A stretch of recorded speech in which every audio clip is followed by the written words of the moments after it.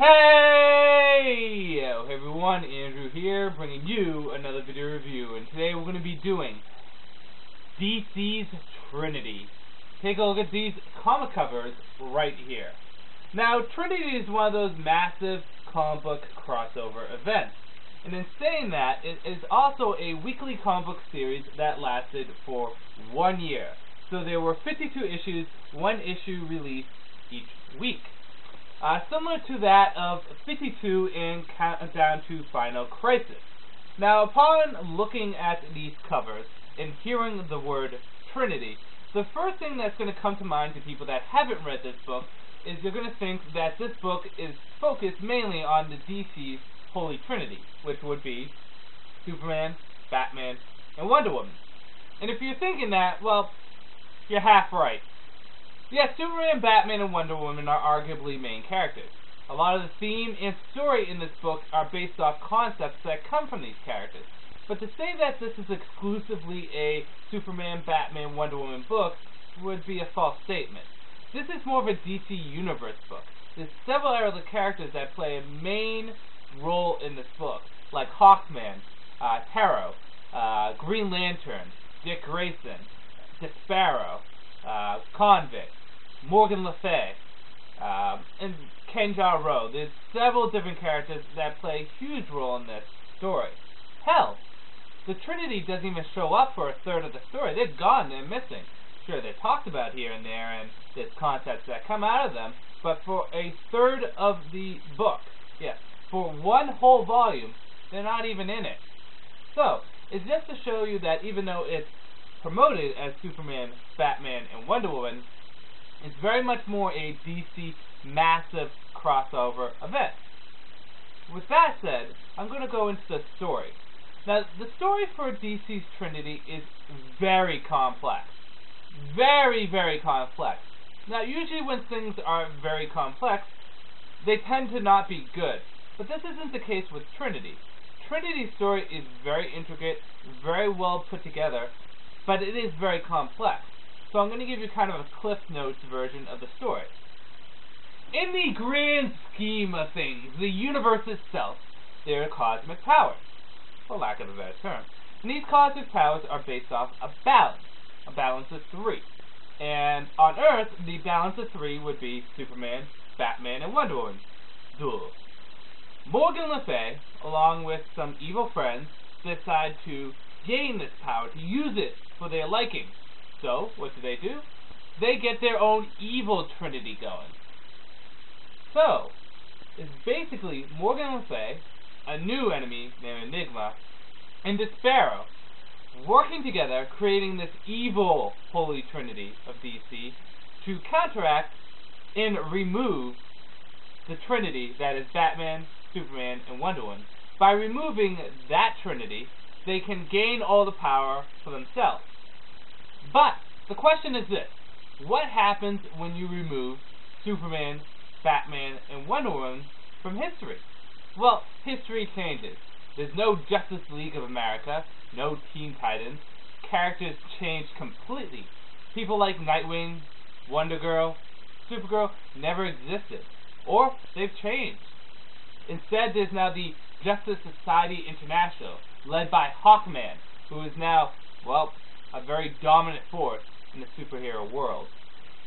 So, can former members of the superhero teams, like Dick Grayson, Donna Troy, Kara Zor-El, Lois Lane, Alfred, Nemesis, can they work together and refix the DC Universe by bringing the Trinity back?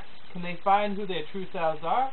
And in that, when the Trinity returns, will they be able to combat against the evil forces of Morgan Le Fay, Enigma, Despero, along with dealing with heavy hitters like the Crime Syndicate of America?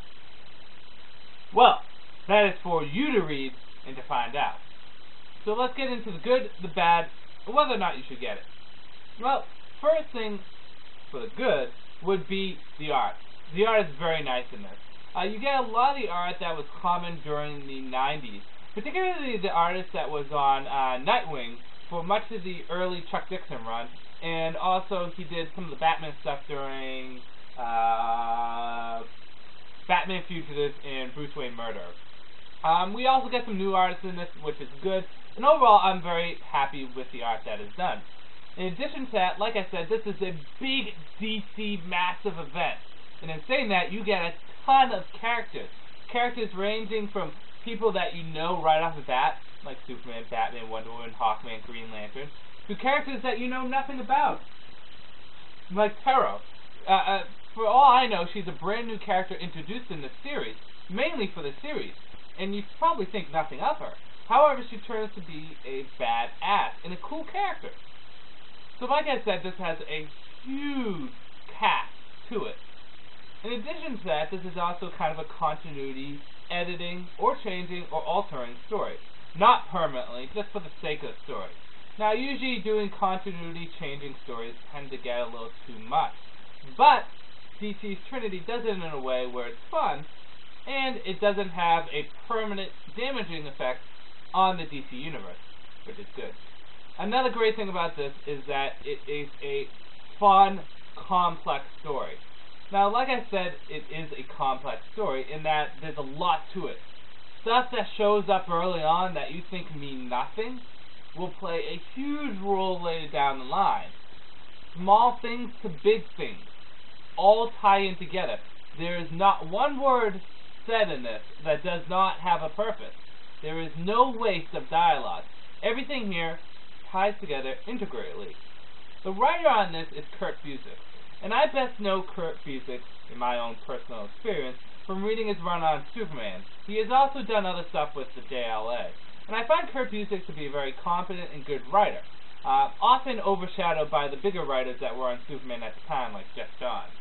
However, he really outdoes himself in this, bringing a story forward that is just really gripping, brings you in, and makes you fall into this world and story that is just completely tied together. The action is nice in this, and the characterization of everyone is great. Some characters you're going to get really attached to.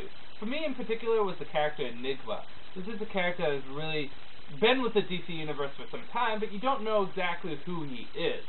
There's some hints thrown down, and you kind of think it's one person, but it could be another person. And eventually when it's revealed who it is, you kind of have a lot of sympathy to him. Another character would be like Convict, an alien that shows up that starts to become part of the evil Trinity, and his character really shines in this, and I really like how he's used. Hawkman is also used in this very nicely, and he becomes a complete badass, if he wasn't already badass as it is. As you guys all know, I love Hawkman, and I think he's a badass, and this really showcased how much of an ass bad he is. A little backwards there. Thought I mixed it up because I said badass already too many times. So that's another good. It also has a lot to it. It's 3 volumes, total of 52 issues, so there is a lot to this story. So it's not like something that you can read in an hour. You're going to get into this, and it's going to take you a while. Which sometimes is good. Reading things too fast can, well, take away the fun of it. Bad. Well, first bad is that this is rich, deep with continuity. Oh my god, it is rich and deep with continuity. So, if you're someone that is a casual comic book fan, or a new comic book fan, this is a very intimidating and can be very confusing to read. For someone like myself who's read a lot of the DC Universe, not just of the characters, but also of the huge crossover events, and the things that are important to the DC Universe, this stuff made sense to me. I could point out something that happened in JLA, and I'd be like, oh, that happened in JLA Volume 2. Or be like, oh, that's a reference to the Crisis on Infinite Earth. Oh, that ties into Green Lantern, and all that stuff. Good for me. But for someone that's a very casual comic book reader, or just looking to get into comic books, this can be a very intimidating and confusing series, and I'm not welcoming to those readers. In addition to that, you really have to pay attention in this. There's several things that are thrown out in here that you don't want to overlook. Like I said, no dialogue was wasted here. Do you see the Green Lantern talking about his ring getting all screwed up and it not working? There's a purpose for that. And a lot of this, you'll be reading in about 3/4 of the way through, you're going to go, oh shit, I have to go back and read this part to understand what this part means. So if you go into this, you got to commit a lot of attention to it. It's not just glazing over these stories. So that's another bad to this. A third bad, and probably the most predominant bad, is price. These are 3 volumes, and each volume is $29.99. Now, if you do out the math, that roughly comes out to the same price that 52 would be, roughly, give or take. Which isn't that bad, because you are getting your money's worth. You gotta understand, these are 52 issues, and you're getting them for around $90, roughly. It's a lot of money, and it can take a lot out of your wallet. If you do decide to pick these up, I highly recommend a 50% off sale, if your comic store does it, a Comic-Con where you can get everything for cheap, or probably your best bet would to be go online to Amazon or eBay, because usually you can get stuff cheaper there. On a whole, whether or not you should get it. Well, my recommendation comes down to 2 people. I'm going to aim for the people that want to get this first. For the people out there that love DC crossover events, and that has a great knowledge for DC characters and the continuity, I highly recommend it. Trinity was a very enjoyable series. It was far superior to that of 52, but it wasn't quite up there with, it was far superior to that of Countdown to Crisis, Infinite Crisis. Sorry, there was a little screw up there. But it wasn't quite as good as 52. But it was still a good series. This was very enjoyable. I put this right under 52 as one of the massive year-long crossover events. It's a great story. It's very rich with DC history and continuity, and it's something that I think a lot of people will enjoy if you have a good knowledge of the DC universe. Now, if you're someone that's just getting into comics, like I said, or someone that's more casual, the comic book reader that only reads one character, like, say, Superman, this may not be something that you might want to jump into. Like I said, it's heavy with continuity, and it can be complex at times, very intimidating to a new reader. So if that's the case, you might want to back off a bit. Maybe come back to it when you have more of a knowledge of the DC universe. If you do decide to jump into DC Trinity, I recommend reading stuff like the Infinite Crisis, Crisis on Infinite Earth, a lot of the JLA, Green Lantern, Hawkman, Superman, Batman, Wonder Woman. That should cover most of the knowledge you need to know. But still, on a whole, despite whatever category you fall in, DC Trinity is a story that I incredibly enjoyed. It was really fun, and it caught me by surprise because, like everyone else, I thought going into this that this was going to be a Superman-Batman story. But it wasn't. This was a DC Universe story, and it was better for that. So, I would like to say thank you, Kurt Busiek, for pulling out this great story. A lot of people may not know you that well. A lot of people may not have read much of your work. But I have to say, dude, you really did a good job on this. Very enjoyable. So, as long as you know what you're getting into, as long as you're prepared for this, DC Trinity can be an enjoyable thing. 3 volumes, pretty pricey, but it's kind of worth it. So with that said, I'm going to end this review here. This is Andrew saying peace out for now.